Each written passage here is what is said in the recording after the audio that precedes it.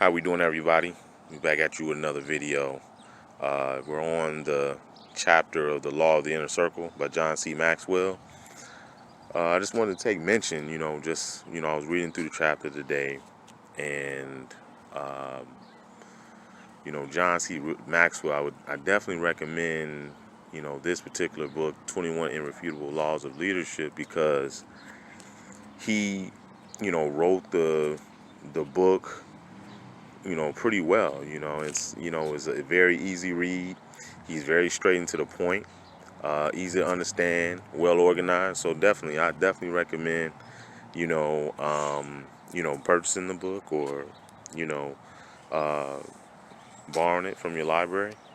So very good book. I'm really enjoying the book. I know we're about halfway through, but I'm definitely gonna look into some other books that he's written, and definitely already have a desire to read those because he's a great author, great author. So, but just want to get on into this chapter. The Law of the Inner Circle. John C. Maxwell talked about the importance of the inner circle and how a leader's potential is determined by the people that he surrounds himself with, especially the inner circle, the people closest to you. So in the book, he gave the example of him becoming the leader at Skyline Church in San Diego, and how that church had stalled in its growth, over the years, and the pastor at the time was retiring. So, there was an opportunity that came up for him to become the lead pastor, and so at Skyline, after he got there, he realized why the church have not grown. Even though they had a good 1,000 members, he said it was because the outgoing pastor at the time had didn't have really strong leaders around him. And how uh, that had to change in order for the church to grow, and how it really relates back to the earlier chapter he was talking about, in I believe the Law of the Lid, which is the first chapter, about how if an organization, whether you're talking about a church or just an organization period, if an organization is not doing well, it was this one investor that came in and did two things. And I talked about this in the earlier videos. If you haven't seen them, definitely I recommend looking at those. But the investor said there's two things he always do. If a company or organization is not performing well, they fire the leader and retrain the company on customer service. So that happens every time. 100%. So and this is symbolic of that. Just stemming back from what John C. Maxwell had discussed in earlier chapters, is that a change of leadership is 100% necessary if growth is stalled, and how it's important now for that new leader to begin to change that. And that's what he did. He said he over the course of it took a complete span, he said, of less than 10 years for the church to go through a complete transformation. But during that time, he started working with the weakest leaders first, getting them out of there, and start bringing in new leadership. And he said over the course of about 10 years, less than 10 years, the budget of the church went from $800,000 a year to $5 million, and the church attendance grew by 300%. So it was three times as many people there when he left than or three times as many people at the that mark of about 10 years than when he first got there. So definitely that law of the inner circle was possible because he surrounded himself as good as a leader as John C. Maxwell was, he's basically saying, look, I had to get the right people around me so that, you know, I can bring out even the potential that he had. You know what I mean? Because it's not about one person. It's about leading a group, you know, leading the team. And there are times when or a leader has to restructure that team, you know, so that the whole organization can grow, you know. And, you know, I think about in my own, you know, life and what I'm doing in my company. Uh, Even before I was doing, going to do this video, I was thinking about how there's a core group of people, you know what I mean, that I really, really depend on. You know, that there's some people I depend on an entire group, you know what I mean? And I just thank God for my entire team, you know, but there is a core group of people that I really, really depend on. And, you know, I think about my accomplishments and things that we've been able to do because we've definitely grown um, from when, you know, I first came back, you know, to the organization into now. We're in the high double digits of growth, and I think about if you were to come back and, I think this is what, after 2.5 years, about 2 years to maybe 3 years, between 2 and 3 years. You asked me what the success was, and I would have to say, you know, as hard working as I am, and as much as I know, you know, in terms of, you know, knowledge of the company, knowledge of the parts, knowledge just my relationships with other people, I would really have to point out being the number one turning factor is having a great group of people, because it took time. You know, the group I have now is the best group I've had, you know, since I've been there. But through the time, weeding out people who weren't making a contribution, that were making a negative contribution, or who were making too little of a contribution, you know, synthesizing the group, then, making sure I'm bringing people together with a same level of work ethic, of focus, of determination. Um, Getting to that point, so then uh, I can pour out to an inner circle of people that can receive and are big enough to receive what I have to offer. And, people who are trainable, who are teachable, who are going to be dependable, who are going to, take what I give and run with it. And that's what I have to say is probably the was the biggest asset. You know, was first, yeah, in a lot of it, yeah, first building myself. God had to have me through a season where I built myself, and then God building me enough to the point where now He can use me to build others. Because I was thinking about it yesterday, is that as much as the department has grown,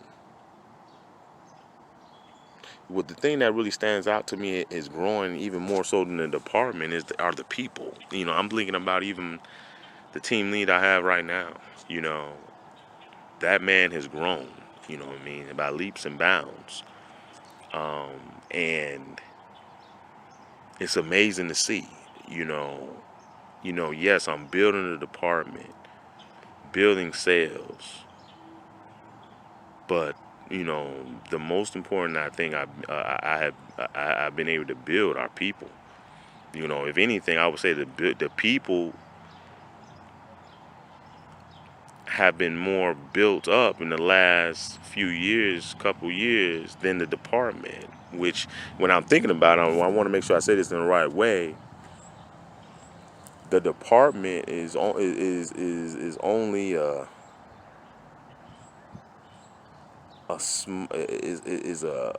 smaller reflection of the growth of the people. And when you're talking about the law that led too, and that goes back to what John C. Maxwell was talking about in chapter 1.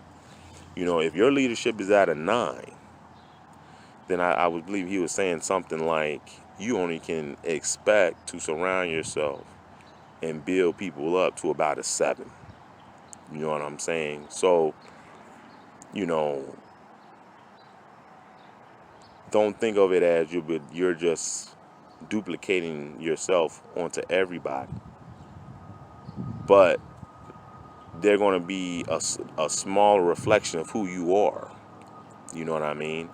And taking that a step further now, and I'm just thinking this through, is that the department, the people are a small reflection of me. The department are a smaller reflection of the growth of the people, of the team. You know what I mean? I look at our numbers; they're great, but they're not as great. And I'm not talking about it just as a sentimental thing, as people are more important, because people always be more important. But what I'm saying is that I see more growth in the people than I do the department, which makes, and John C. Maxwell talked about it, people are always going to be your number one focus to build first. Then you're talking about building departments, building processes, because none of that means anything if you don't have good people to follow it. You know what I mean? Praying for good people is one of the first things that any leader should do, and what I would recommend. You have to have the right people in place. I think about the Word of God, and just and how Jesus led, and how he had an inner circle. With James, or Peter, John and James, and or how it's usually Peter, James, and John.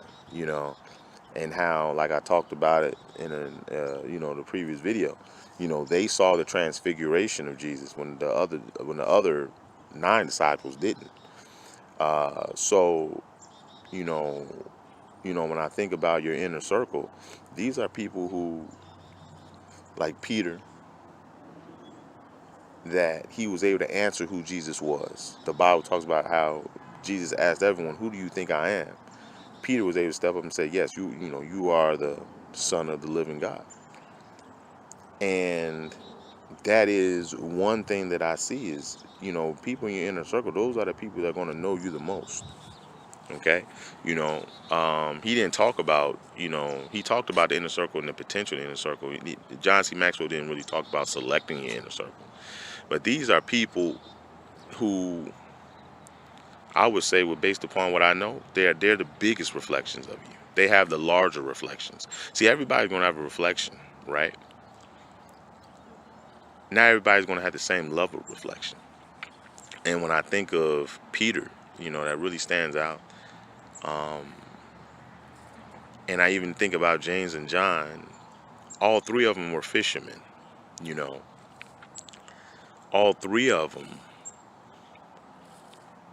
had backgrounds